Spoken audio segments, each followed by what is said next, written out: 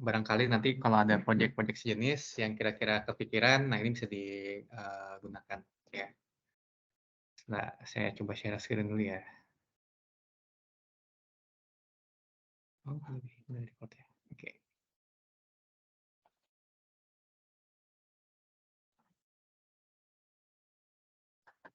Oke, udah kelihatan lah ya harusnya ya. Oke, saya nggak bikin slide, paling saya cuma bikin notes aja. Jadi ada beberapa slide gitu ya, yang ada di publik, itu saya ambil, terus saya coba ubah-ubah sama kasih bikin notes beberapa gitu ya. Oke, sebelum saya masuk ke unsupervised-nya, karena biasanya kalau kita ngomongin unsupervised itu yang paling, apa ya, yang paling terkenal tuh kan clustering gitu ya. Jadi sebelum ngomongin clustering, analisisnya, saya pengen coba, apa ya, menginformasikan satu konsep, yaitu similarity sama dissimilarity gitu ya. Jadi, udah tahu kan ya ada Superman versi India ya? Nggak tahu. Hah, seriusan nggak tahu? Nggak tahu. Ini film tahun 80-an nggak salah deh, itu silahkan lihat di YouTube gitu ya, di mana Superman dan Spiderman ini, joget-joget gitu ya, dan, bisa terbang juga, Superman India gitu ya. Tapi kan Superman yang iya, yang cewek, heeh. Ini, rame sih, udah lama sih ramenya, setidaknya di Instagram saya tuh sempat rame gitu ya, tentang si Superman India ini. Yang mau saya tekankan sih ini sih, maksudnya, eee, ya walaupun sama-sama Superman gitu ya, tapi kan pasti beda lah ya, perbedaannya apa? Ya jelas lah ya, dari segi bajunya beda gitu ya, walaupun ada sama-sama S-nya gitu ya, yang main juga beda gitu ya, apalagi ada joget-jogetannya gitu ya, itu kan jadi kesannya kayak beda gitu ya. Nah, jadi kalau kita, balik lagi ke, apa namanya, istilahnya gitu ya, similarity sama dissimilarity, itu kesamaan atau ketidaksamaan gitu ya, pasti kan ada ini ya, apa namanya, harus ada standarnya ya, kapan kita bilang sama gitu ya, kapan kita bilang tuh beda gitu. Terus kalau sama, seberapa sama gitu, kalau beda, seberapa beda. Pernah denger ini nggak istilah apa, 11-12 ya? Ada mah 11-12 gitu ya. Jadi kalau 11-12 itu artinya apa ya? Artinya ya, ya sama gitu ya, nggak beda jauh gitu. Tapi ada yang nggak, kenapa ada istilah 11-12? Kenapa nggak 78? Iya, kenapa nggak 78? Kenapa nggak 90? Ada yang tahu nggak? Ini pernah dibahas nih. Jadi kalau ini pernah dibahas nih di podcast-nya ini. Jadi kalau ada yang sering nonton CXO Media ya, yang si apa, Tanyaku Terjawab Sudah ya, yang si Raditya Dika sama Deddy Corbuzier gitu ya. Ini pernah dibahas nih, kenapa 11-12, kenapa nggak 78 atau yang lain. Tahu nggak jawabannya kenapa? Karena, katanya, kalau di apa, kalau kondisi normal gitu ya, di ekuator ya, di luar nih, jam 11 sama jam 12 tuh sama panasnya, teriknya. Jadi kita tuh nggak bisa bedain, ini tuh jam 11 atau jam 12, gitu. Makanya saat, misalnya, ini jam berapa nih misalnya di luar gitu ya, oh ini mau jam 11 atau jam 12 tuh nggak bisa dibedain, karena kondisi antara jam 11 sama jam 12 tuh sama. Istilahnya cuma ada di Indonesia ya? Iya, istilahnya cuma ada di Indonesia doang, 11-12, di tempat lain nggak ada. Iya, heeh, katanya kalau jam itu udah beda, katanya jam 11-12 tuh sama gitu, makanya ada istilah 11-12 gitu ya. Ya setidaknya dari segi materi ini ada satu ilmu baru lah ya, ada satu ilmu baru gitu ya, ada satu ilmu baru gitu ya. Ini saya ngomong panjang lebar, jangan-jangan ini kedengeran kan ya di Zoom ya, di Teams ya? Nah, oke, aman lah ya. Oke. Sebentar, dari sini. Atau begitu ya, jadi maksudnya, berarti 11-12 itu kan, nggak beda jauh gitu ya. Nah, jadi tuh, kalau kita balik lagi ke masalah data gitu ya, jadi kalau kita ngomongin mau seberapa sama atau seberapa tidak sama gitu ya, seberapa similar atau seberapa dissimilar gitu ya, berarti kan harus ada ukuran gitu ya. Dan ukuran yang biasa dipakai tuh ya kita sebut dengan jarak sih biasanya, gitu, jarak. Jadi kalau misalkan saya punya satu apa, data gitu ya, X, di Cartesian itu, sumbu X, sumbu Y gitu ya. Ini ada data yang ke X, data ke Z, sama data ke Y. Kalau kita bilang, X sama Y itu seberapa sama gitu, sama X sama Z gitu, ya kita bisa bilang X sama Z tuh lebih mirip gitu ya, tanda kutip lebih sama lah gitu. dibandingkan X sama si Y gitu. Jadi di sini kita bisa bilang sih, bahwa salah satu cara gitu ya untuk menentukan seberapa sama antara dua gitu ya, pasti kan sepasang gitu ya. Sepasang data tuh ya itu tadi, kita bisa lihat dari jaraknya sebenarnya. Tentunya kalau sama gitu ya, dibilang sama kalau jarak yang ada tuh mendekati nol gitu ya. Jadi kalau nol tuh berarti sama persis ya. Mendekati nol tuh berarti, semakin sama gitu, semakin mirip gitu. Kalau jauh, seberapa jauh? Ya namanya jauh mah nggak ada ini ya, nggak ada relatifnya kan kalau nol itu berarti semakin dekat kan, ya semakin jauh ya semakin nggak sama, gitu ya. Nah jadi kita sepakati dulu nih, untuk similarity sama dissimilarity, untuk apa ya, untuk mendefinisikannya gitu ya, untuk mengukurnya ya kita pakai, jarak gitu ya. Nah, jarak sendiri itu cara ngitungnya macam-macam, beda-beda gitu, tergantung si datanya juga gitu. Nah, ini yang udah paling familiar ya, Euclidean gitu. Kemarin di apa, projeknya Dimas kan pakainya Euclidean gitu ya. Euclidean tuh apa sih? Jadi tuh, eee, ya itu ya, yang rumus Pythagoras ya. Jadi kalau saya punya titik A sama B gitu ya, masing-masing punya, koordinatnya gitu ya, P1, P2, Q1, Q2, jarak atau D gitu ya, distance gitu ya. Pakai Euclidean tuh berarti jarak terpendek antara A sama B. Nah, itu jarak terpendek itu apa? Ya garis lurus gitu ya. Garis lurus yang tercipta antara A sama B gitu, itu Euclidean. Ini kayak gini nih. Ini Pythagoras ya, rumus Pythagoras itu. Jadi kalau misalkan 3 dimensi, ya tinggal tambahin aja 1 lagi di sini. Ada 4 dimensi, tambahin lagi di sini gitu ya, dan seterusnya gitu. Jadi, prinsip dasarnya kayak gini. Ada juga namanya Manhattan ya, Manhattan distance gitu. Kalau yang Manhattan ini, terinspirasi ya kayak di Manhattan. Jadi kalau udah pernah ke Manhattan, setidaknya nonton di ini ya, di film ya, di Spider-Man ya, Spider-Man ya. Ini kan dari blok ya, jadi kan saya punya titik A, titik B. Kalau di Manhattan kan dia blok-blok gitu kan ya, jadi ada berapa blok nih gitu kan ya. Jadi sesimpel ya ngitung aja dari sini ke sini tuh kan dia nggak bisa langsung nih, ada gedung-gedung kan. Jadi ya ini aja nih yang apa, yang mendatar tambah yang nurun gitu ya, horizontal tambah vertikal gitu. Nah ini rumusnya nih kalau yang si Manhattan distance ini, gitu ya. Nah kayak gini nih, pakai ini ya, baku ya. Nah yang jarak kan, kalau jarak itu kita nggak pakai nilai minus ya, nggak ada jarak minus ya. Gitu. Yang ada ya kalau nggak nol ya atau lebih dari besar dari nol gitu ya. Nah kalau Manhattan kayak gini nih, tinggal dijumlahin aja, simpel gitu. Selain, Euclidean sama Manhattan ada apa lagi, macam-macam gitu. Ini salah satunya cosin ya. Kalau cosin itu, nah ini deh, saya share yang bawahnya deh. Kan Euclidean kan garis lurus ya. Kalau cosin ini nih, kalau saya punya titik merah sama titik biru gitu ya, jaraknya itu apa? Itu sudutnya, sudut yang tercipta. Dari poros, misalkan porosnya 0,0 nih, ini berapa koma berapa, ini berapa koma berapa gitu ya. Jadi kalau cosin itu, sudutnya. Sudutnya. Nah, ini macam-macam nih, ada Manhattan, ada Minkowski, ada Chebyshev, dan seterusnya, Checkard ya, Evershin sama Sedaris gitu. Nah, paling yang biasa dipakai tuh apa sih? Biasanya tuh kalau kita ngomongin Berarti kamu bisa pilih ya kamu gitu background yang mana. betul, bisa pilih dari manapun. Nah, biasanya tuh, masing-masing ini punya plus minus tentunya kan, punya plus minus dan memang punya apa ya, punya jagoannya masing-masing lah. Jadi kalau kita mau ngerjain apa, ya pakai yang itu gitu. Contoh tadi ya, kalau misalkan kita pengen ngerjain yang Itu yang potensi area kamu Euclidean. yang lain jadinya apa tuh? Nah, mungkin yang Manhattan belum tahu sih. Bisa sih dicoba. Bisa sih dicoba. Nah, jadi itu tadi, benar kalau misalkan kita ngomongin, datanya tuh yang spasial ya, tadi kayak long large segala macam, yang bisa dipakai emang 2 ini, kalau Euclidean yang Manhattan, gitu. Itu kalau, project spasial. Tapi kalau misalkan project yang lain gitu ya, maksudnya data yang lain gitu ya, nah itu pakai Euclidean, Euclidean yang paling umum lah intinya. Tapi kalau misalkan kita pengen teks analisis gitu ya, misalkan ukur nih seberapa dekat sih 2 teks gitu ya tadi, seperti yang di level tadi pagi gitu ya, biasanya dipakai tuh kalau nggak Cosin atau si Jaccard. Gitu. Tapi di tahun lalu ya, atau 2 tahun lalu ya, waktu masih ada Fahmi gitu ya, setahu saya tuh Fahmi pernah bawain level sih tentang si Kosin ini ya.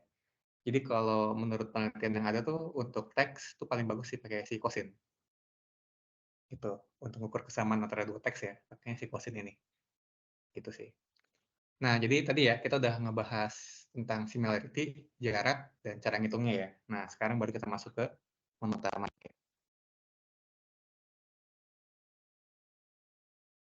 Oke, sekarang kita akan bahas satu hal ya, yang namanya itu unsupervised learning gitu ya. Di sini saya langsung tembak aja, kita akan ngebahas tentang si clustering analysis gitu. Jadi kalau teman-teman googling gitu ya, eh, biasanya tuh machine learning tuh dibagi jadi 3 gitu.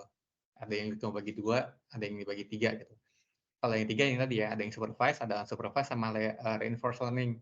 Ini kalau teman-teman ingat ya, yang level bulan lalu ya, yang tentang greedy algorithm, yang metaheuristic ini. Nah, itu masuknya ke reinforce. Kenapa? Ada konsep punish dan reward gitu. Setiap ada punish dan reward gitu ya, nah ini bisa masuknya ke sini, ke reinforce learning gitu ya. Nah, sekarang kita akan ngebahas si unsupervised. Nah, bedanya sama supervised apa? Nah, ini mungkin udah pada tahu juga ya. Jadi kalau misalkan, kalau supervised gitu ya, jadi misalkan nih, kita punya input data gitu ya, misalkan ada gambar apel gitu, terus kita kasih tahu nih ke si modelnya, model ini 3 ini apel loh gitu. Nah, ini adalah maksudnya supervise gitu. Jadi input datanya tuh udah kita kasih label. Jadi dia udah dikasih tahu lah, udah di train lah ibaratnya, tanda kutip udah dilatih gitu ya. Jadi setiap kita punya data, udah punya labelnya, yaitu udah masuk ke supervise. Kalau unsupervised apa? Nggak kita kasih label, gitu ya, nggak kita kasih label. Contoh nih, misalkan input datanya ada apel, ada ini apa ya? Jeruk. Jeruk ya? Apel, jeruk, sama pisang gitu ya. Nah, ini langsung kita masukin ke model aja nih. Diharapkan nanti si modelnya, dia bisa ngenalin sendiri. Mana yang apel, mana yang jeruk, mana yang pisang. Diharapkan seperti itu ya. Nanti gimana kalau tiba-tiba dia ada yang miss gitu ya, misalkan si jeruknya naik ke sini, jadi apel sama jeruk dia nggak bisa bedain nih, cuma ada apel jeruk sama si siapa namanya, sama si pisang gitu ya. Nah itu nanti gimana misahinnya gitu ya. Nah itu tadi jangan-jangan kita tinggal nge-tweaks aja di area mana, di area ngitung jarak. Hitung jarak. Ini coba kita lihat ya, antara pisang gitu ya, sama apel atau sama jeruk kan beda ya. Dari bentuknya udah beda gitu ya, dari warnanya udah beda kan.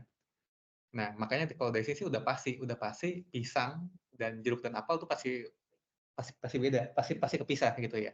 Tapi antara jeruk sama apel ini belum tentu bisa kepisah juga. Kenapa nih? Kalau dari tiga gambar ya, daunnya sama-sama satu gitu ya, bentuknya mirip gitu, warnanya juga hampir mirip gitu. Nah, jadi itu tadi nge-tweaks-nya gitu ya. Kalau untuk unsupervised itu lebih ke itu tadi ya. Satu dari segi jaraknya, sama dua itu tadi mungkin dari faktor-faktornya gitu ya. Bisa kita bikin lebih banyak. Contoh misalkan dari segi bentuk, warna, atau apa ya, misalkan rasa atau apa gitu ya. Nah, itu bisa kita perbanyak sih. Gitu. Oke. Nah, sekarang kita masuk ke yang si cluster-nya gitu ya. Nah, si cluster itu apa sih gitu ya? Cluster analysis itu ini tuh kita pengen mengelompokkan kan sebenarnya kan. Kita pengen mengelompokkan antara data-data yang sama jadi satu kelompok. Dan diharapkan gitu ya, diharapkan itu apa ya, benar-benar beda gitu. Jadi contoh nih misalnya ada 3 kelompok lah ya, kelompok satu, kelompok 2, kelompok 3. Kita harapkan klaster yang terbentuk itu benar-benar beda. Antara kelompok satu sama kelompok 2 tuh tidak saling irisan. Ada irisan dan beda gitu ya. Nah, beda sendiri tuh bisa kita definisikan nggak sih ke sesuatu yang terukur? Bisa gitu ya. Yang pertama berarti apa? Jarak antar kelompok tuh harus paling maksimum. Ya, antar klaster harus maksimum. Tapi di dalam klaster dia harus minimum. Gitu ya. Titik-titik di dalam klaster itu dalam kelompok itu dia harus minimum jaraknya, tapi antar klaster itu harus maksimum. Nah, karena kita ini ya, tadi ya definisinya itu ya, ada kata-kata maximize sama kata-kata minimize. Jadi kalau dibalikin ke learning forum yang di bulan lalu, sebenarnya masalah clustering itu bisa dipandang sebagai masalah optimisasi juga. Gitu. Setiap kali ada maksimum, ada minimum gitu ya, memaksimalkan suatu atau meminimalkan suatu, sebenarnya kita bisa pandang sebagai masalah optimisasi juga. Jadi cara mengerjakannya ini bisa juga nih pakai yang kemarin, gitu. Ya tinggal kita definisikan aja maksimumnya seperti apa, minimumnya seperti apa, ngitung jaraknya gimana, gitu. Nah, lalu apa sih gitu ya yang bukan cluster? Jadi kalau udah punya label, tentunya ya kita ngapain clustering lagi ya, untuk punya label gitu ya. Atau ya simple, kalau simple ya kita nggak usah bikin cluster, gitu. Jadi contoh misalkan ini deh, kayak si size lah ya. Kalau pengeluaran segini, ini segini, size-nya apa, ya itu kan udah jelas gitu. Ya udah nggak usah diapain lagi gitu.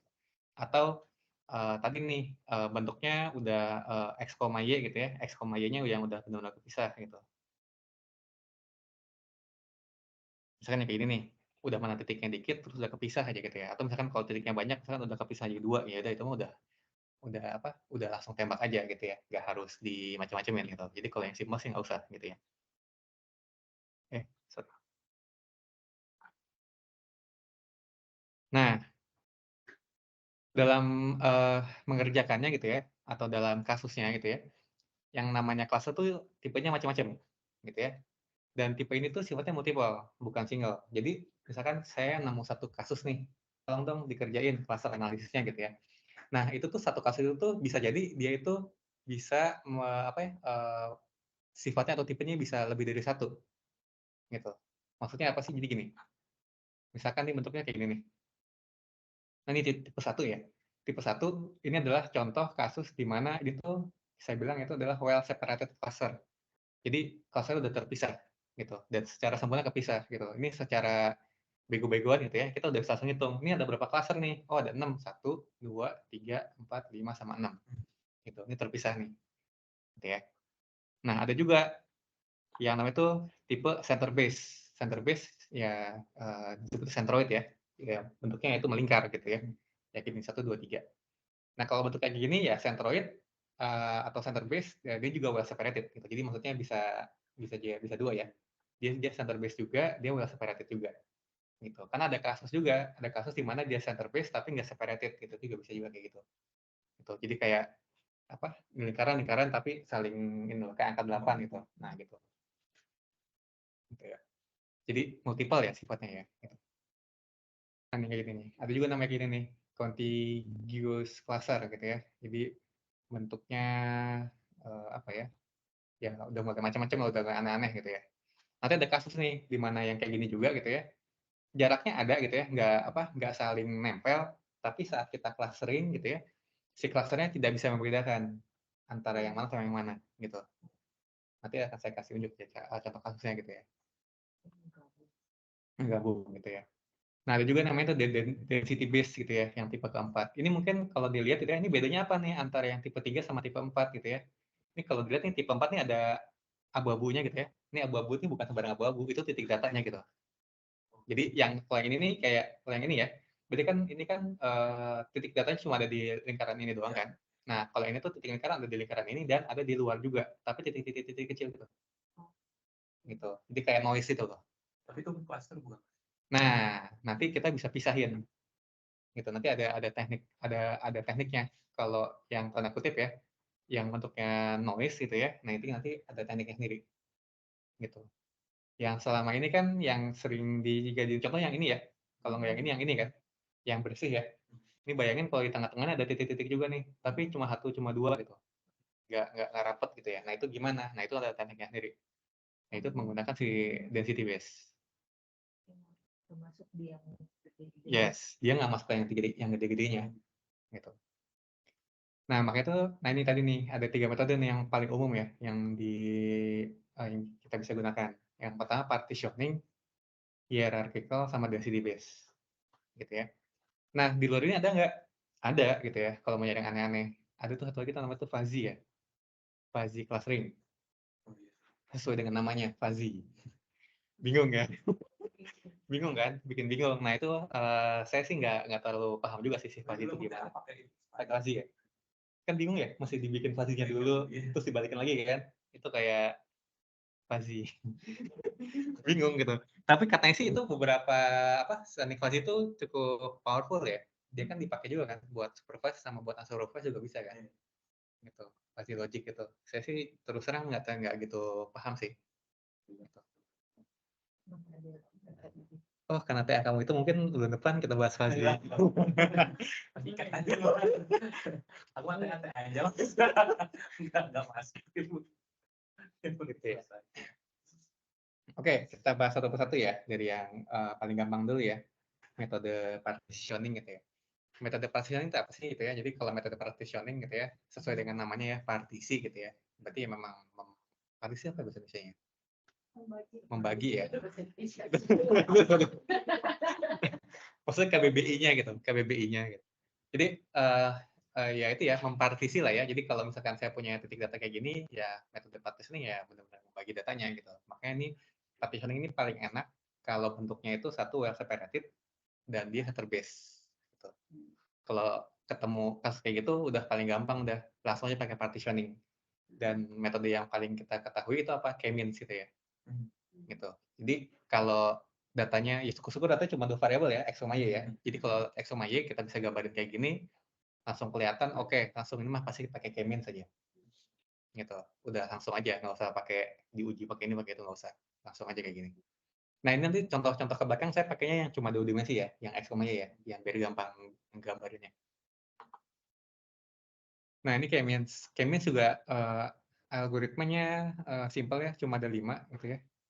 Jadi kita tentuin dulu K-nya berapa, terus di set secara random gitu ya, titik-titik pusatnya di mana, lalu kita bikin dia itu looping gitu. Looping terus sampai dapetin pusat yang paling tepat gitu ya, yang paling tengah, sehingga jarak antar masing-masing cluster tuh maksimum aja. Oke ya. Nah, ini kayak gini nih. Jadi misalkan ini nih awalnya kan, ya itu tadi kita nentuin ada berapa K gitu ya, ada berapa centroid. Nah, nanti si nilai titik itu tuh pertamanya akan random tuh, dia taruhnya random gitu. Tapi lama-lama akan iterasi terus sehingga jarak antar centroid itu tuh yang paling maksimum aja. Gitu ya, yang paling oke lah intinya gitu. Nah, ini iteratif ya, gitu. Nah, ini detailnya kayak gini. Itu berarti jumlah cluster yang kebentuk gitu. Yes, jumlah cluster. Jadi kalau K-means clustering, jadi kalau K-nya 5 berarti 5 means gitu ya. 5 means clustering. Kalau K-nya 7 berarti 7 means clustering. Jadi K-nya itu. Itu kan kita juga. Betul, betul. Jadi proses kritisnya gitu ya, kalau pakai K-means adalah itu tadi menentukan nilai K-nya. Nah, permasalahannya adalah itu tadi kalau bentuknya 2 dimensi ya, kan gampang ya kita bisa tinggal lihat oh ini udah 3 gitu ya. Nah, kalau nggak bisa kelihatan gimana? Misalkan either itu dimensinya banyak gitu ya, atau bentuknya tuh tidak Nyebar aja. iya nyebar aja gitu ya. Nah, itu akan jadi hal yang PR tuh untuk nentuin K-nya. Nah, oleh karena itu kita dibantu tuh sama beberapa metode sih nanti untuk nentuin nilai K-nya berapa. Gitu ya. Oh, ini contoh ya. Ini juga nih hal yang penting ya, nentuin K tadi ya. Nentuin K. Nah, karena ini sifatnya iteratif gitu ya. Jadi kalau lagi pas nih nentuin titik utamanya gitu ya, di sini bisa langsung dapat gitu. Tapi bisa juga kejadian di mana dia itu nggak konklusif gitu. Nanti dapatnya kayak gini. Gitu. 3 tapi 3-nya kayak gini. Bisa juga kayak gitu. Karena kan nentuin titik awalnya kan. Gitu. Nah, itu dia. Ada 3 cara nih untuk nentuin nilai K-nya. Bisa pakai elbow, bisa pakai silhouette, bisa pakai gap step. Ya. Nah, kalau pakai elbow nah ini memungkinkan nggak hasil ketiga ini beda-beda? Memungkinkan. Jadi kalau misalkan kalau pakai elbow, katanya kalau pakai elbow ada 5 clusternya, pakai silhouette ada 7 misalkan, gitu, atau ada 6, kalau pakai gap step berapa gitu, memungkinkan nggak? Memungkinkan. Nah, terus cara ngeceknya gimana? Ya kita lakuin semuanya. Kalau misalkan kata elbow-nya 4, katanya 5, katanya 7, ya kita lakuin semuanya. Lalu kita bandingkan hasilnya seperti apa. Nah, kalau bentuknya kalau 2 dimensi ya dan bisa digambarkan itu lebih enak tuh. Nanti kita bisa bandingin tuh. Tapi kalau nanti tidak bisa digambarkan tuh gimana? Misalkan yang dimensinya banyak gitu ya. Nah, nanti ada di belakang gitu ya tentang validasinya seperti apa. Gitu ya.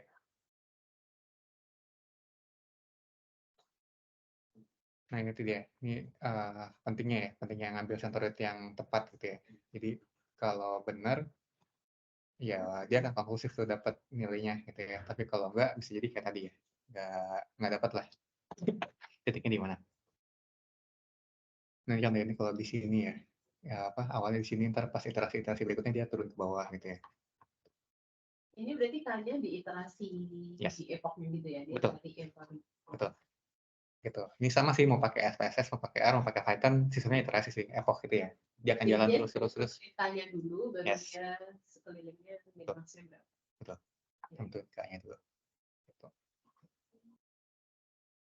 Nah, makanya itu tadi paling enak tuh kalau bisa digambarin kan. Tapi kalau misalkan yang multidimensi kan yang mungkin digambarin kan. Nah, kalau kemarin tuh saran dari dosen gitu ya, kalau kamu punya data yang variabelnya banyak gitu ya, nah itu dibikinin aja, dibikin pair aja. Jadi kalau misalkan ada 5 variabel gitu ya, dibikin grafik pasangan masing-masing. Jadi misalkan ada 1, 2, 3, 4, 5 gitu ya. Bikin tuh 1 versus 2, 1, 3, 1, 4, 1, 5 gitu ya. Nah, syukur-syukur dari situ, dari pasangan itu ya, kita bisa lihat ada pola nggak gitu. Gitu. Kalau ada pola sentroid lah ya, di antara misalnya ada satu pasang nih yang punya pola sentroid gitu ya. Sementara yang itu kayak nyebar aja gitu ya. Oke, berarti kalau gitu kita bisa pakai yang ini. Kita bisa pakai K-means gitu. Gitu sih. Sayangnya saya nggak ada contoh kasusnya sih ya. Soalnya kemarin yang punya si Jos pun itu nggak ada sebarannya. Itu datanya. Nggak kelihatan Nggak misah kelihatan, gitu ya. nggak kelihatan misah gitu. Makanya kalau bisa kelihatan misah, bisa tuh pakai itu nanti tuh. Apa namanya? Dicek lah ya, masing-masingnya gimana, nanti kita bisa lihat dari situ juga. Gitu. Nah, ini ya tadi ya, salah satu cara nih untuk mengevaluasi atau memvalidasi nilai K-means. Nah, ini bisa pakai ini nih, sum of square error gitu ya. Jadi nanti dari hasil yang ada gitu ya, nanti dihitung ininya. Tentunya tadi ya misalkan si elbow bilangnya 5, si silhouette bilangnya 7 gitu ya, si gap set bilangnya 8 gitu ya. Tentunya nanti kita cari SX yang paling kecil. SX yang paling kecil. Nanti ada satu contoh kasus gitu ya, di mana hasil si elbow sama hasil si silhouette itu nggak ada yang benar. Gap set saya nggak hitung sih. Jadi intinya tuh si dua itu hasilnya nggak benar gitu. Nah, kebetulan betulnya bisa digambarin gitu ya. Nah, terus kalau digambarin gimana? Nah, itu jadi pertanyaan juga sih. Jadi kalau misalkan suatu saat kita punya contoh kasus gitu ya, kata elbow 5, kata si silhouette 7, bisa jadi gitu ya, bukan 5 sama 7 jawabannya. Bisa jadi 4, bisa jadi 6, bisa jadi 8. Jadi saran saya, ya cobain aja semuanya, terus hitung nilai ininya. Oh, hanya Iya, gitu. Bisa kasih contoh aja kali ya. Sebentar. tahunya nggak benar berarti setelah dicoba-coba bukan yang paling kecil STT-nya. Yes, gitu. Atau secara visual. Ini nanti bisa lihat di blog saya ya. Iklan. Iklan. Ini jangan lupa like and subscribe. Oh, nggak usah subscribe, klik iklannya aja.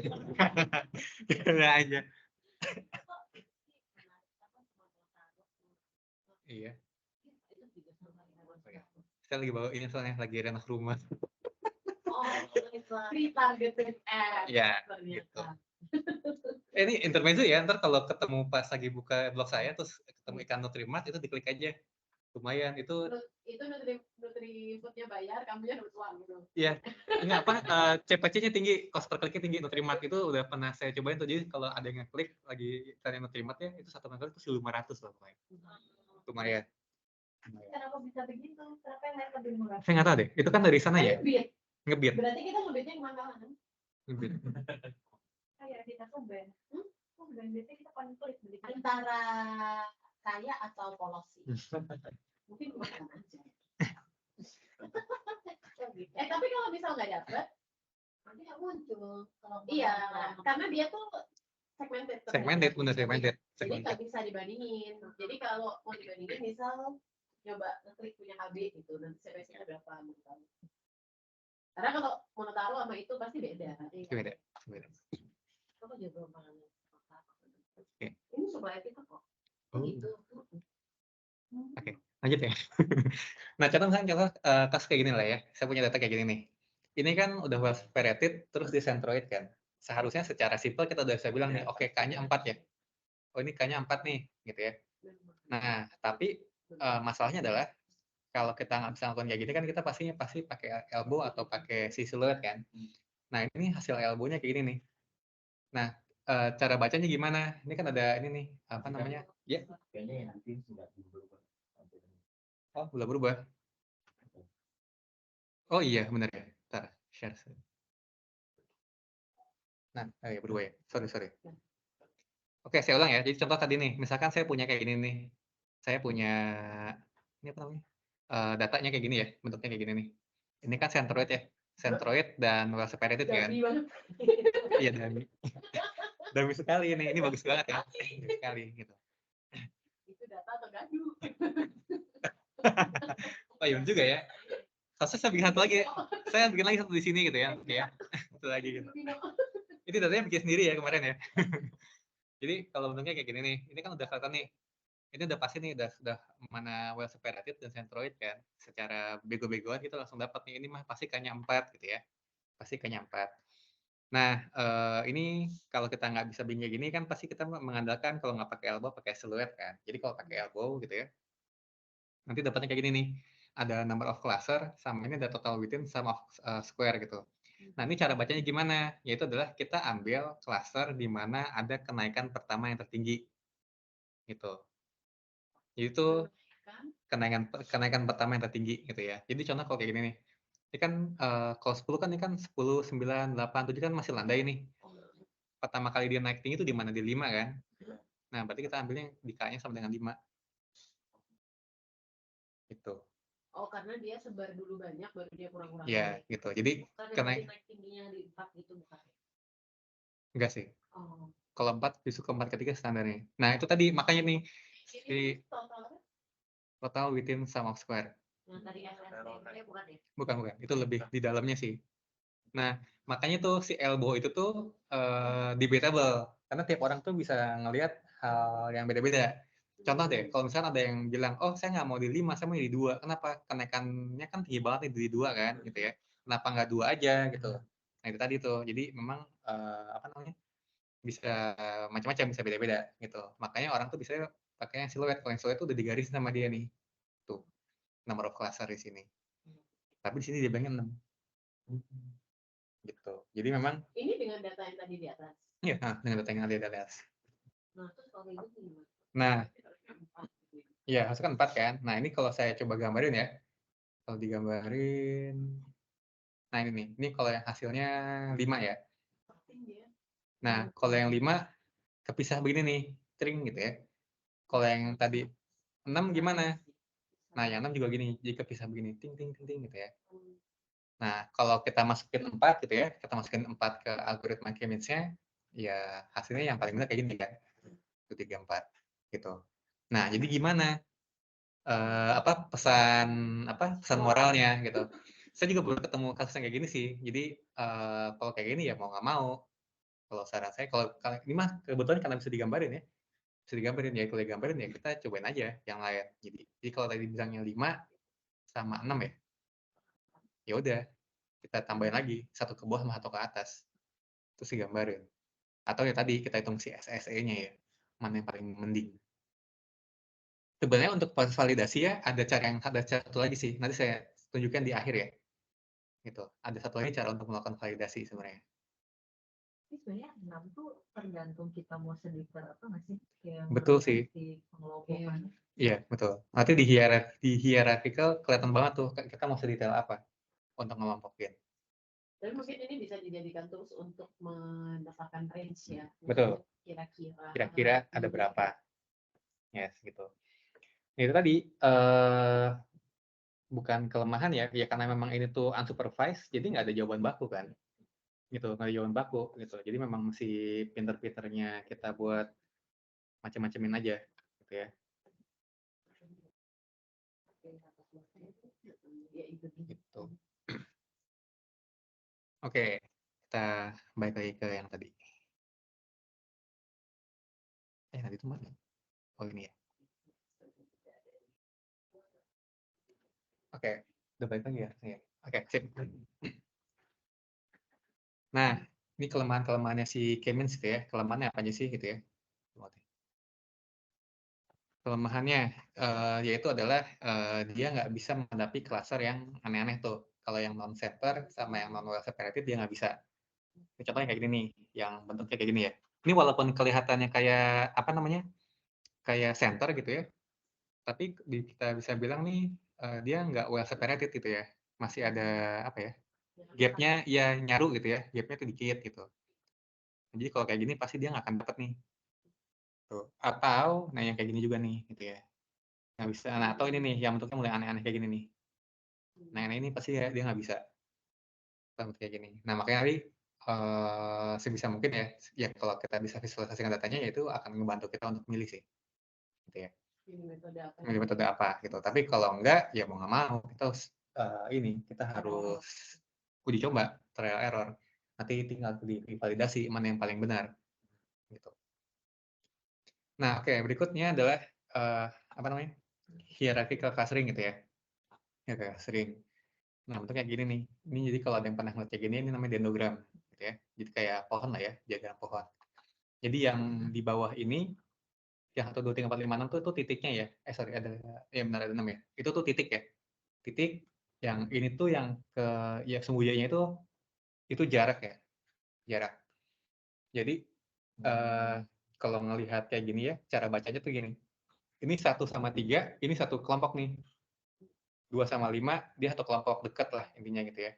Terus, ini kalau saya ngeklik selalu ini ya, ada kayak gini ya? Nggak, gini. Dekat sama 4. Sebentar. Nah, kayak gini. Jadi 1 sama 3 dia satu kelompok kan ya. Dekat lah 1 sama 3 itu dekat gitu ya. Kayak gini 1 sama 3 dekat.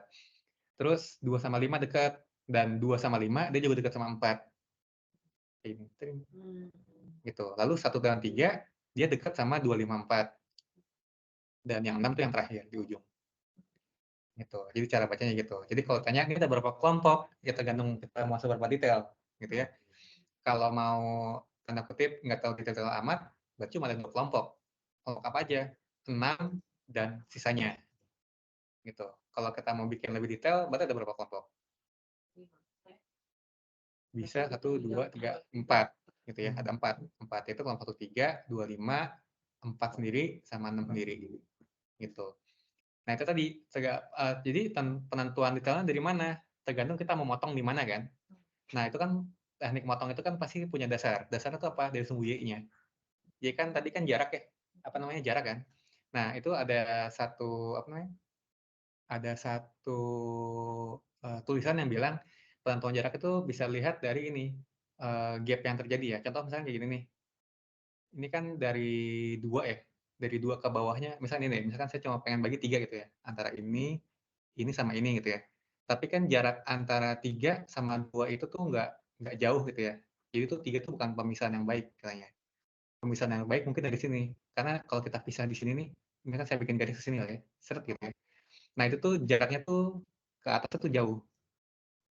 Ternyata Gitu. itu ada maknanya juga. Ya, ada maknanya, jaraknya gitu, jarak yang tercipta gitu sih. Betul.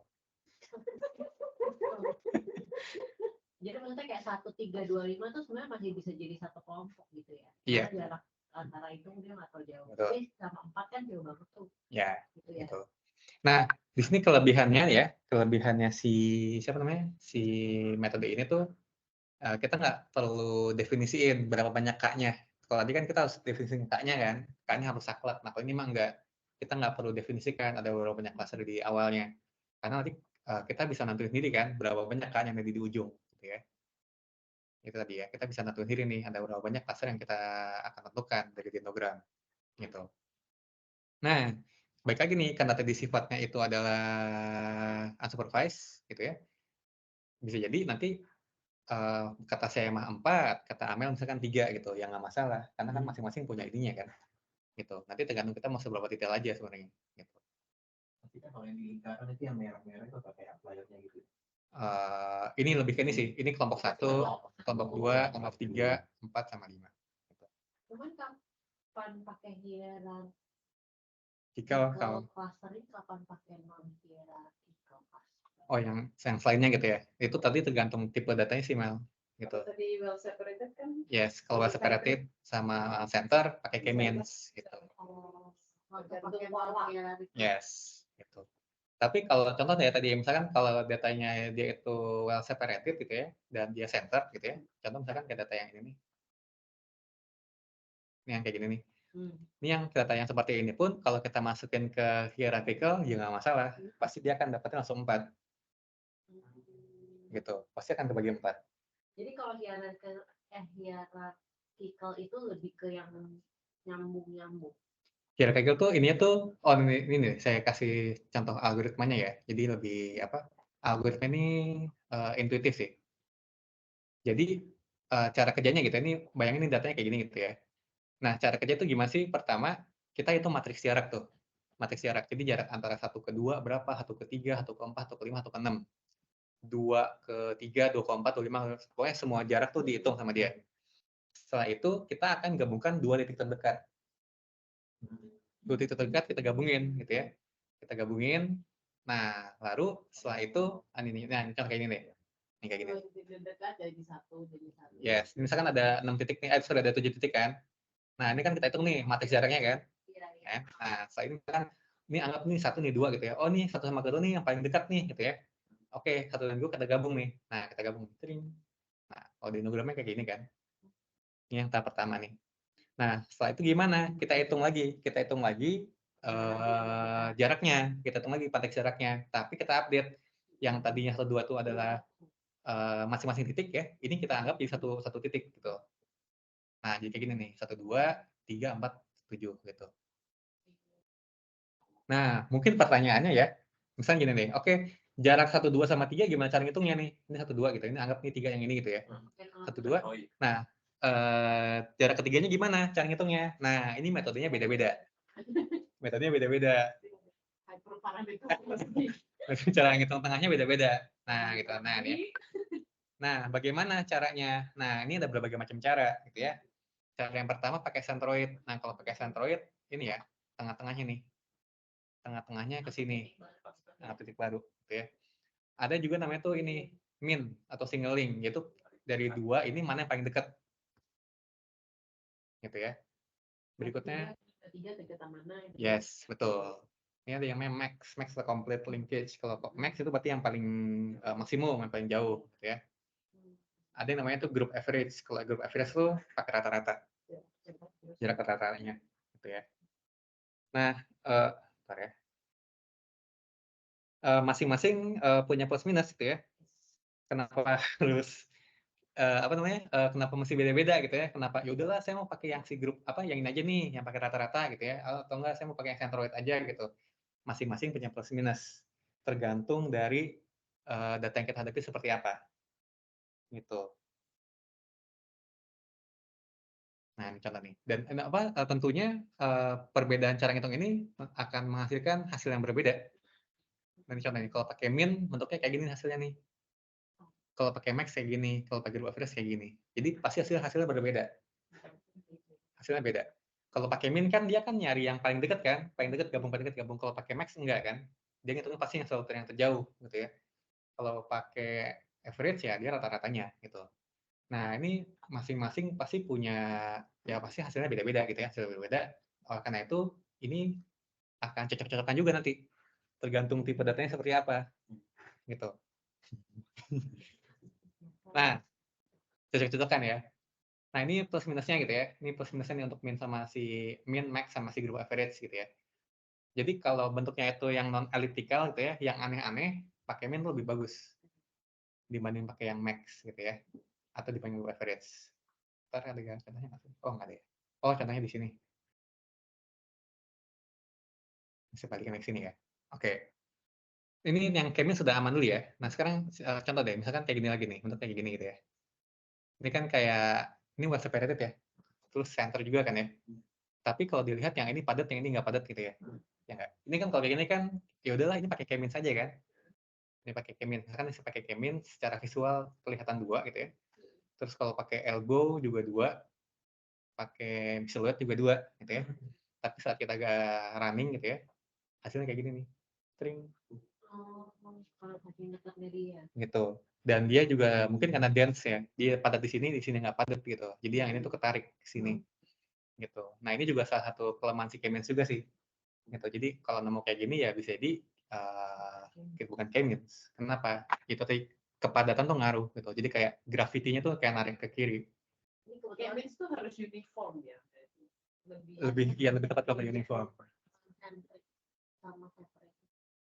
Yes, centric dan not centric well separated. Sebenarnya dia well separated. Well separated. Cuman beda density. Beda density-nya. Oh, ini hitungannya masih well separated. Masih teman. Iya, nah. Ada jeda sih. Gitu. Jadi yes, gitu. Oh.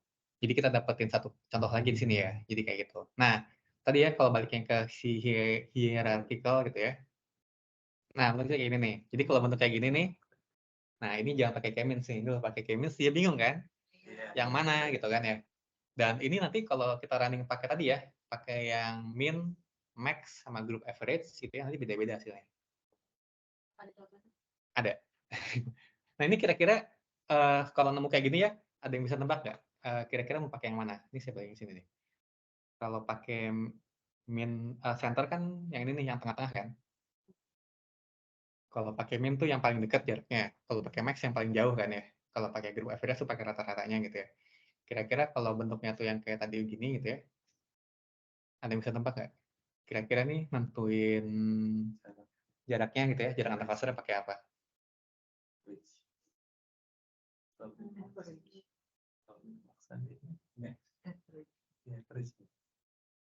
Pakai yang nih, contoh ya, ini kalau pakai yang single link atau pakai yang min ya. Kalau yang pakai min berarti dia akan nyari, dia akan ngelompokin yang paling dekat, paling dekat, paling dekat, paling dekat gitu kan ya. Nah, hasilnya kayak gimana? Ini secara dendrogram ya. Ini ada 3 cluster besar di sana kan diulang kan. Ada 3 cluster besar nih.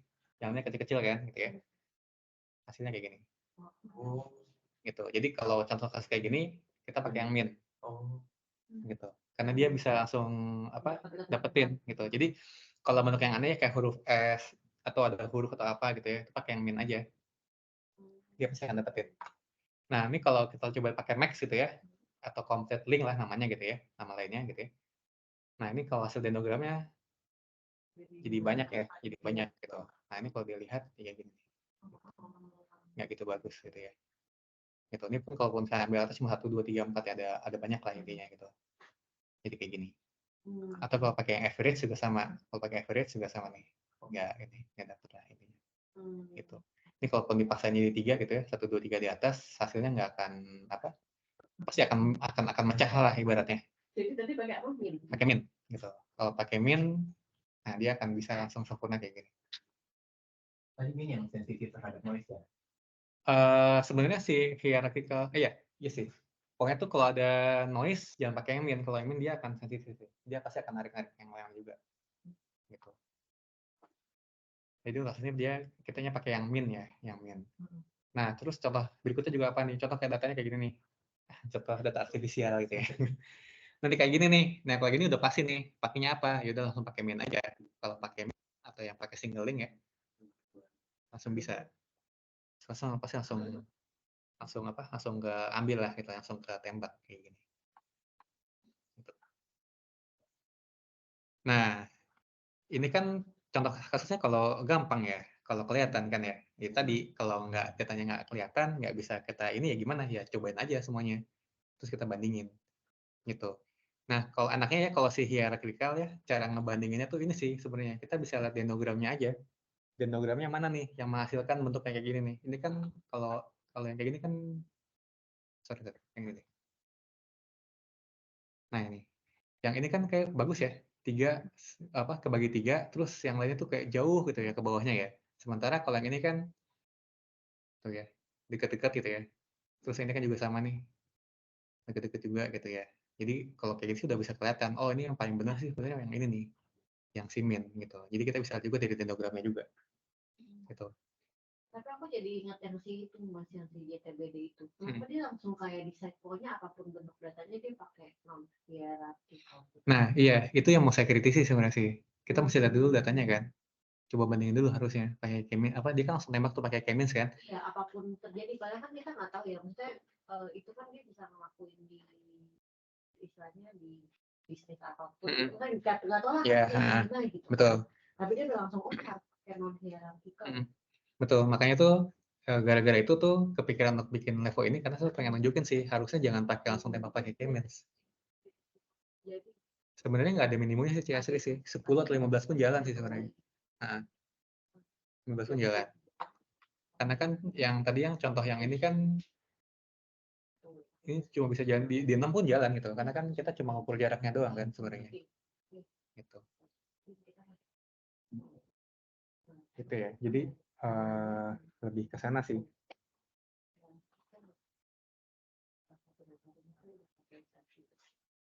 Oke, mungkin yang di tim saya pertanyaan dulu nggak? Sebelum saya lanjut. Aman lah ya? Ya. Yang hierarki kan, yang dia ngambil kan 2 jarak paling dekat kan sebagai starting point-nya kan ya. Terus misalnya kayak kan berarti ada 2 titik nih, A dan B misalnya. Ternyata misalnya kalau yang ada di titik C itu lebih dekat ke A, D lebih dekat ke B misalnya, dan jaraknya sama. Iya. Good question. Jadi kalau kayak gitu gimana? Ya kita pilih salah satu dulu. Misalkan ada 2 pasang titik yang sama nih, gitu ya. Misalkan A sama B, sama C sama D gitu ya. Nah itu mau yang mana duluan? Nah, itu nanti terserah kita. Mau yang A B dan duluan itu boleh, mau C sama D duluan itu boleh. Nanti terus lagi A B terus gitu. Gitu sih. Palingnya iya, asal konsisten ya. Jadi kalau kamunya itu 2 yang duluan pertama, ya duluan pertama, seterusnya gitu. Gitu sih. Apa mungkin dia pakai non hierarkikal karena dia berharap mendapatkan si project itu. Mungkin bisa jadi. Kan dia pasti menghindari yang di center kan. Karena dia pasti pengen nyarinya yang di ujung-ujung gitu. Tapi intinya sih yang untuk kasus yang JP Jobs to be done itu memang mesti dilihat dulu sih datanya kayak gimana sih, Mas. Gitu.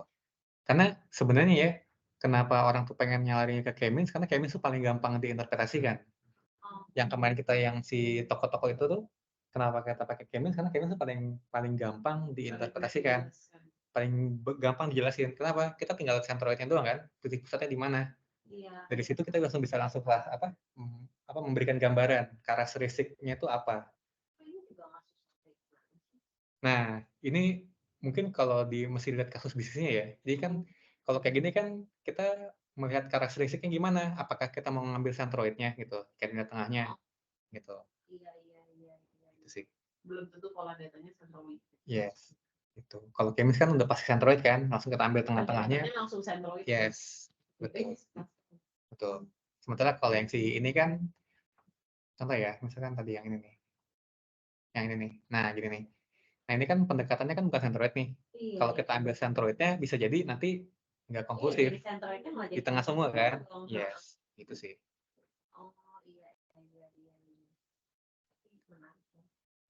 Itu sih. Makanya untuk buat bisnis yang paling gampang pakai K-means sih, karena itu yang paling paling mudah ya untuk ini. Jadinya jadi best practice. Best practice gitu. Walaupun pada kenyataannya mungkin kan nggak hasilnya kayak gini gitu. Oh, oke. Mungkin kan juga nanti kalau hasil kayak misalnya kayak gini gitu ya, bisa salah juga, bisa jadi kayak gitu juga. Gitu.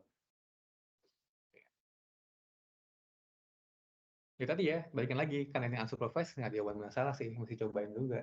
Gitu, ujungnya mesti cobain juga sih. Nah, lanjut nih, ini yang terakhir. Yang ini tuh density base gitu ya.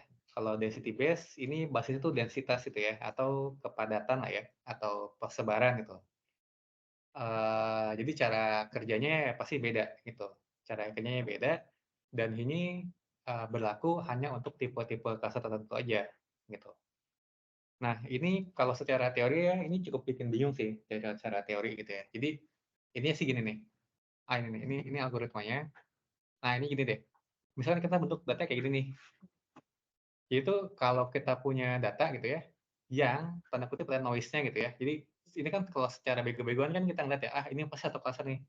Ini satu klaster. Yang kayak gini satu klaster. Ini satu, ini satu, ini satu, ini satu. Sisanya tuh noise-nya gitu ya. Nah, kalau ada noise-nya, kita pakai dbScan aja. Karena di sini tuh kita tadi nih, noise detection gitu ya. Jadi pakai density.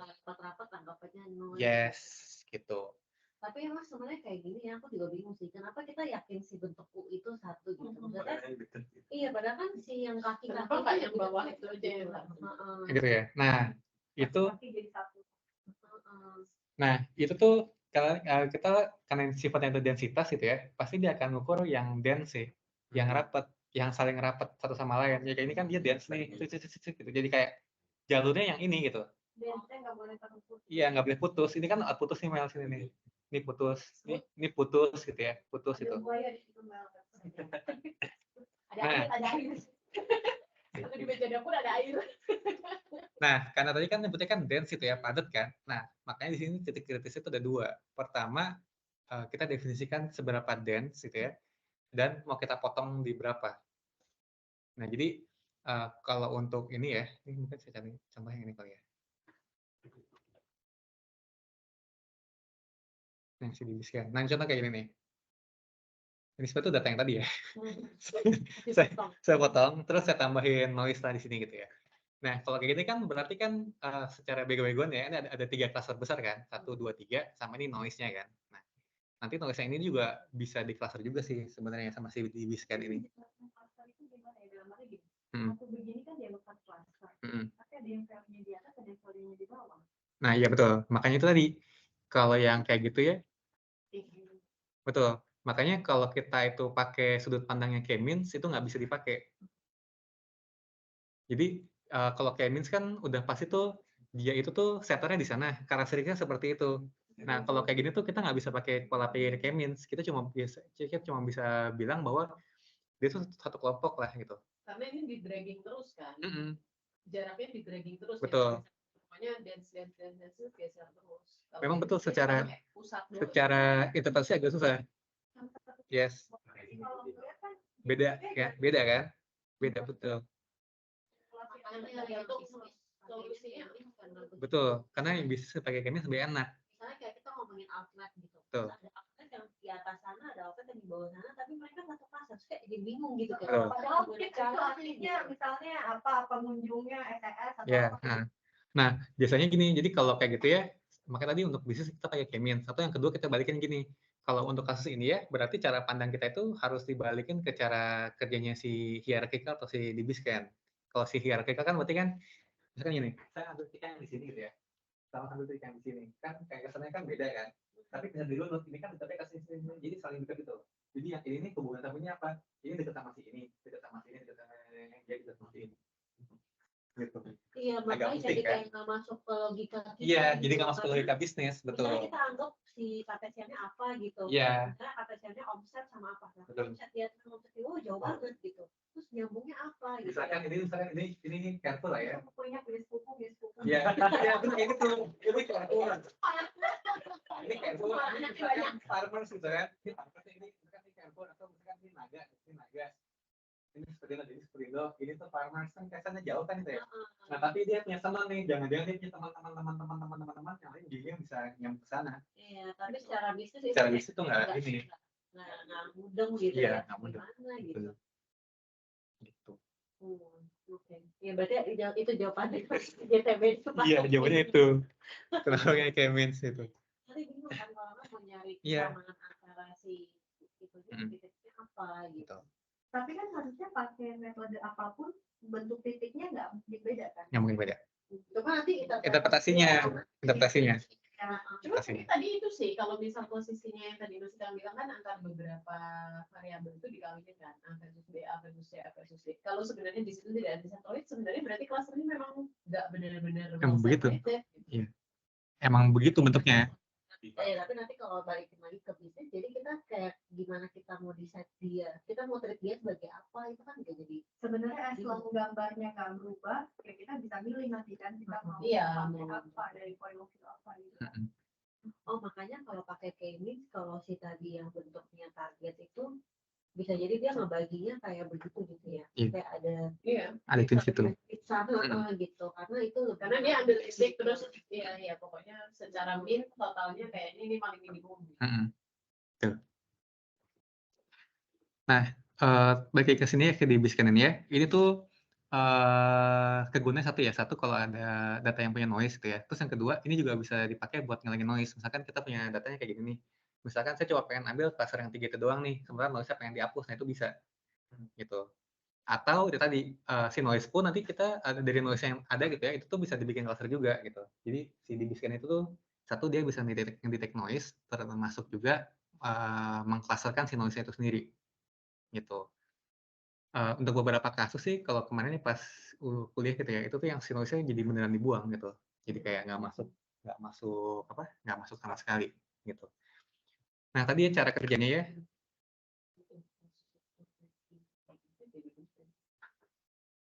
Karena itu dance with population.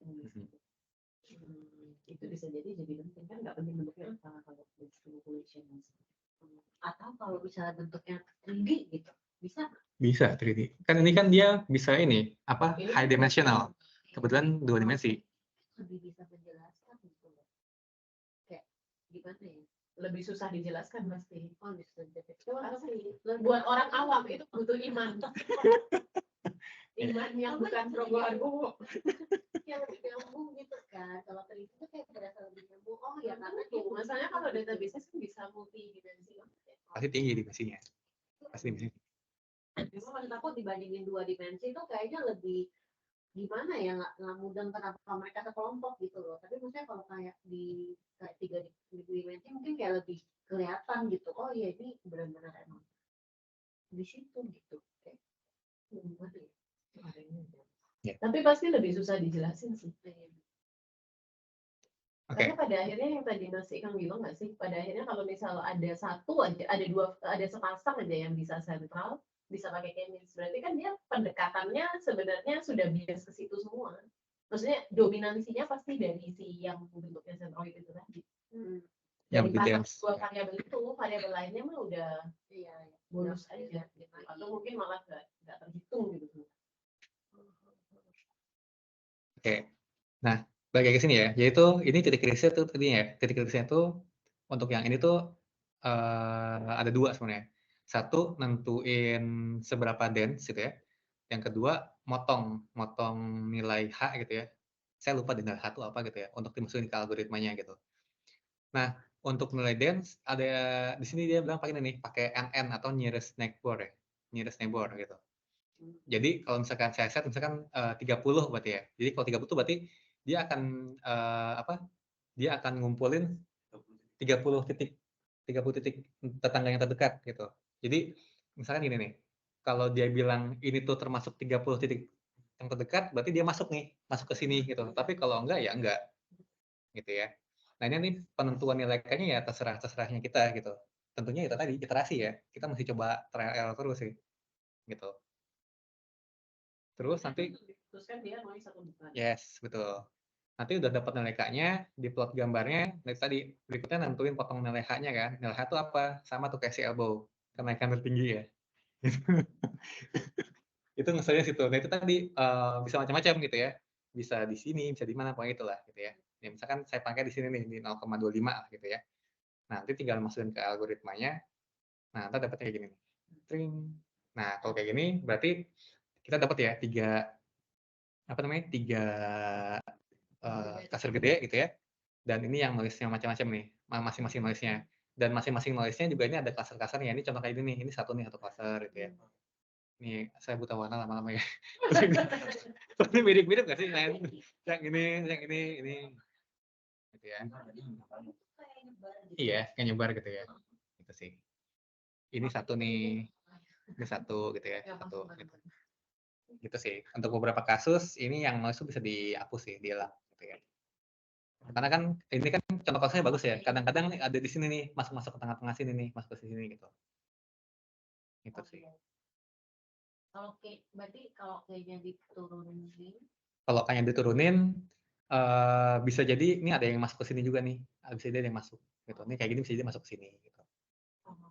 karena semakin dikit-dikit Ya, gitu. Ini tuh harus langsung bentuk angka atau kita bisa masukkan persamaan matematis. Misalnya tiap berapa angka dia akan nambah terus, dia itu rata-ratanya dengan titik berikutnya. Jadi kalau misalnya itu ada perbedaan itu otomatis berhenti di angka itu. Nah, itu pertanyaan bagus sih. Makanya tadi kan berarti kan kita nyari satu nilai K ya. Yang terbaik ya. Sedemikian sehingga gitu ya. Menghasilkan jarak yang paling oke gitu ya. Nah, masuknya ke sini nih, tring gitu. Jadi bisa masuk ke optimalisasi yang ini sih. Gitu. Kalau balikin ke yang sebelumnya ya. Gitu. Yes, menentukan nilai K yang paling optimal sedemikian sehingga yang lain tuh jadi maksimum atau minimum. Bisa masuk ke sini. Gitu. Gitu sih. Greedy. Nah, sebenarnya sih yang paling sering dipakai itu ya, cuma 3 itu doang gitu ya. Nah, tadi seperti janji saya gitu ya. Nah, validasinya gimana gitu. Cara kita melakukan validasi karena kan ini kan unsupervised kan nggak ada yang bisa ini ya, tidak ada yang bisa mengukurnya kan ya. Nah, caranya gimana? Sebentar.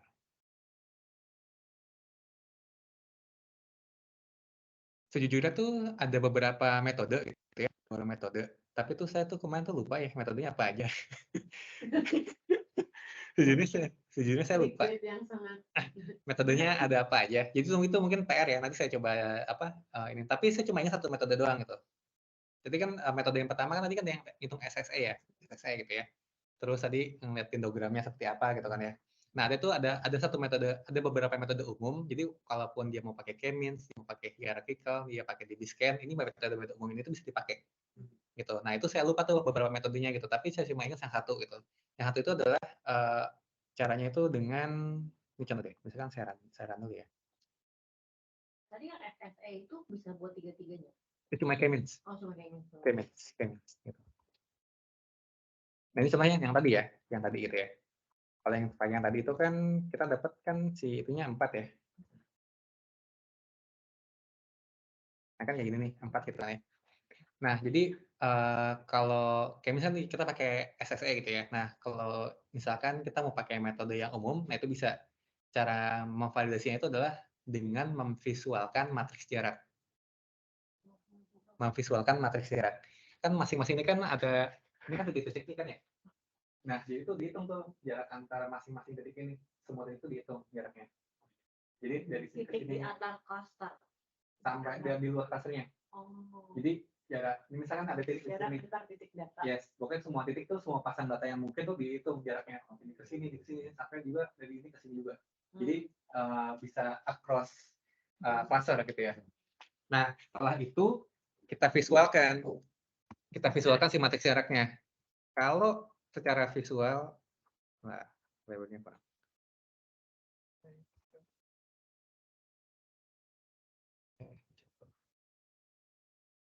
Kalau secara visual gitu ya, kalau secara visual tuh bentuknya punya pola yang tanda kutip bagus ya.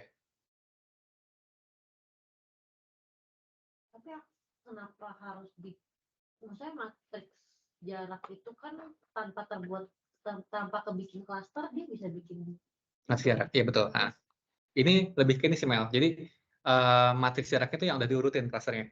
Oh, gitu. Oke. Nah, kayak gini nih.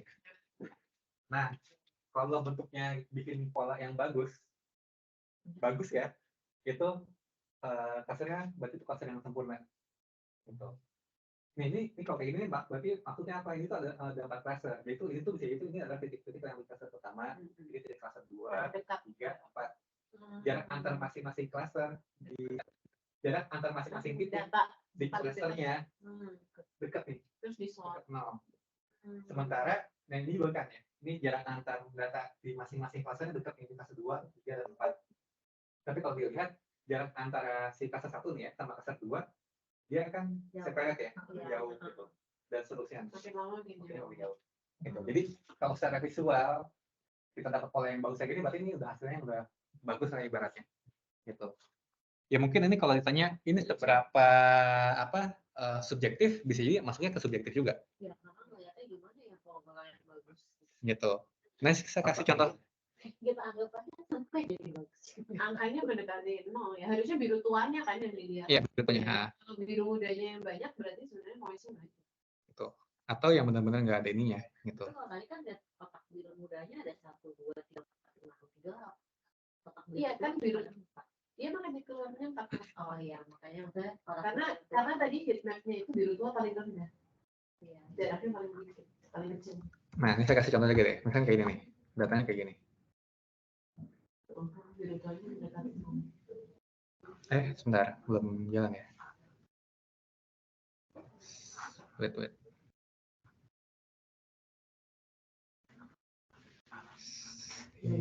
Belum jalan.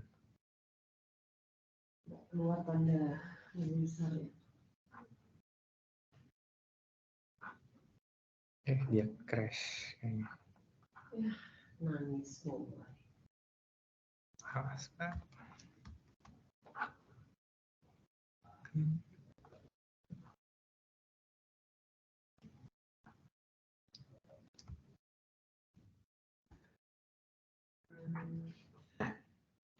Kan kayak ini nih, kita punya data kayak ini kan. Nah ini kan tanda kutip ngacak ya, gitu ya, ngacak gitu. Misalkan saya mau ngajarin pakai K-means gitu ya, pakai K-means. Terus di ukur tuh pakai si elbow gitu ya. Ini berarti 2 nih kan ya. 2 nih, oke. Kita bikin hasilnya pakai K-means 2, terus kita plot ulang jadi kayak gini kan. Nah, yang ini satu di sini, satu di sini, gitu kan ya. Nah, validasi gimana kalau pakai yang tadi? Ya sama sih, kita lihat lagi matriks Arabnya gitu ya. Terus kita bikin plotnya. Nanti kayak gini nih. Nah, gitu bagus ya. kelihatan ya? Ini kan tadi yang satu nih, yang satu dan yang dua. Iya. Kelihatan ya? Itu kayak ini nggak apa ya? Nggak Tapi murni nggak gitu. segitu dense. Yes, betul. Jadi antar satu cluster itu tuh tidak jaraknya tuh nggak oke gitu. 11-12 ya. Ya, 11-12. Gitu. Jaraknya nggak oke gitu. Jadi Ujung-ujungnya. bisa jadi nggak menggunakan si K-means gitu. Kan pakai yang lain. Yang penting kan bagus. Iya, bagus pakai pasoknya. Ini kita print tempel di sablon gimana? Gitu. Jadi ini salah satu cara untuk validasi ya, validasi hasil clustering sih. Cara yang lain saya lupa. Gitu. Lebih ke ngantuk sih pas kuliah kemarin. Gitu sih. Paling itu sih apa namanya tentang si unsupervised ya, si cluster. Ada pertanyaan dulu nggak? Sekarang dipakai di mana aja Mas kalau di NutriFood? NutriFood. Dulu kita pakai K-means buat pengelompokan tokonya RKA ya. RKA. Cikal bakalnya Hilo. Cikal bakalnya si Hilo itu K1. Terus kemarin dipakai buat project probation-nya Joshua. Tapi kalau yang Joshua pakai DBScan. Jadi yang K-means tadi buat toko ini, buat toko apa? Buat toko kita ya RKA. Kalau si Joshua itu pakai DBScan, kenapa dia pengen ngapusin noise-nya itu loh. Jadi untuk toko-toko yang belum kena si Hilo, belum kena clustering yang dulu, nah itu pengen di clustering pakai DBScan. Terus hasilnya saya lupa deh kemarin gimana ya. Pakai apa pendekatannya? Omset doang? Omset sama apa gitu, ada 3 variabel seingat saya deh. Saya lupa kemarin. Omset sama apa gitu. Terus kalau yang hierarchical tuh dipakai sama si Hilda. Namanya pasti ya project probation ya. Buat nentuin produk A sama produk B itu seberapa dekat. Dia pengen ngelompokin. Misalkan Hilo LTD, misalkan Taiti sama Hilo apa gitu ya, atau sama elemen gitu ya. Nah itu seberapa dekat gitu. Gitu. Mungkin nanti gunanya buat apa ya? Ini kali ya, buat nentuin. Berapa atribut nggak tahu? Banyak sih. Ya itu banyak sih kemarin. Kan kalau nggak salah tuh dia tuh dari bahan baku ya. Bahan baku utama ya, misalkan dia mengandung A, B, C, D gitu. Ini mengandung A, B, C, D gitu. Jadi kalau misalkan produk A sama produk B sama-sama mengandung apa, semuanya mengandung yang sama semua gitu, berarti kan sama gitu kan ya. Berarti kalau yang sama tuh mungkin bisa jadi karakteristiknya sama gitu ya, secara QA atau apa gitu. Secara pangan atau apa gitu ya. Nah terus nanti compare lagi sama produk yang lain. Misalkan yang kesamaannya cuma 2 item doang nih sama. Nah itu tuh gimana gitu. Gitu sih. Gitu. Sebentar lagi mati nih. Yang di ini ada pertanyaan nggak? Yang di Teams. Kritis sebentar lagi mati nih, atau saya.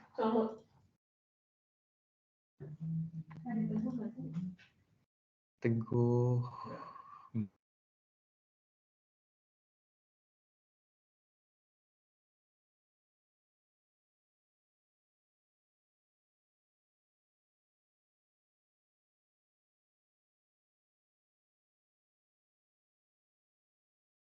Ya udah, mungkin kalau aman mah gitu aja kali ya. Nanti kalau ada kepikiran apa gitu yang kira-kira bisa dikerjain, ya kita diskusi aja gitu ya. Saya close ya. Juga pakai ini berarti ya? Kenapa? Clustering itu juga. Ya, yang itu pakai hierarchical nanti, yang si kode pos itu nanti. Oke, yang di tim saya close ya, kalau gitu ya. Mau ada pertanyaan ya. Thank you ya semuanya ya. Thank you, Mas. Terima kasih.